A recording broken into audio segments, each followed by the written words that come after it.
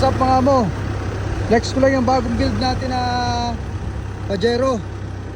So Pajero, nilagyan natin ng winch sa loob. Yan. Nilagyan natin ng winch dyan. Yung ba winch nilagay natin?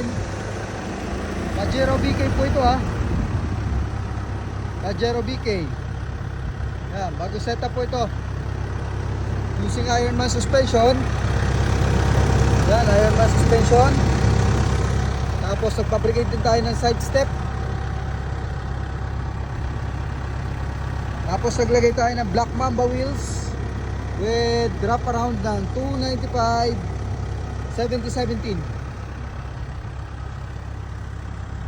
Sa taas naglagay tayo ng roof rail. Yan, sa likod, Ironman yan. Tapos bagong Black Mamba 295 70/17.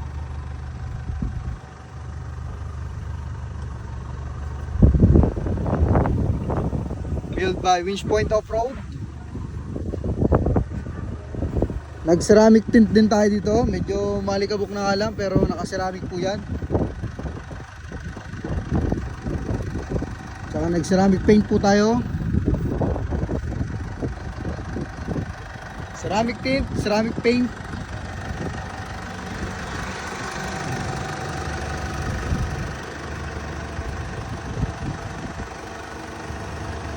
Tamang tindig lang, tamang bruise ko lang.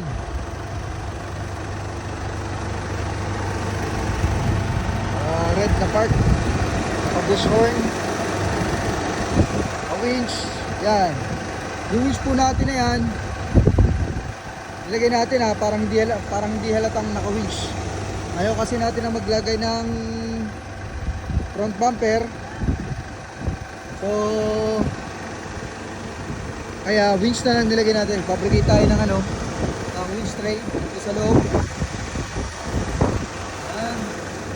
Tapos ito nga pala sa ilalim, fabricate din tayo dito ng UBP. UBP niya nandito sa ilalim. Yan.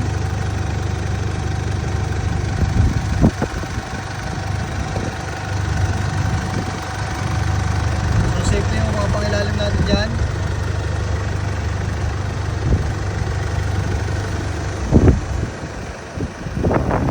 Habang pugilux lang, masyado mga dilagdag.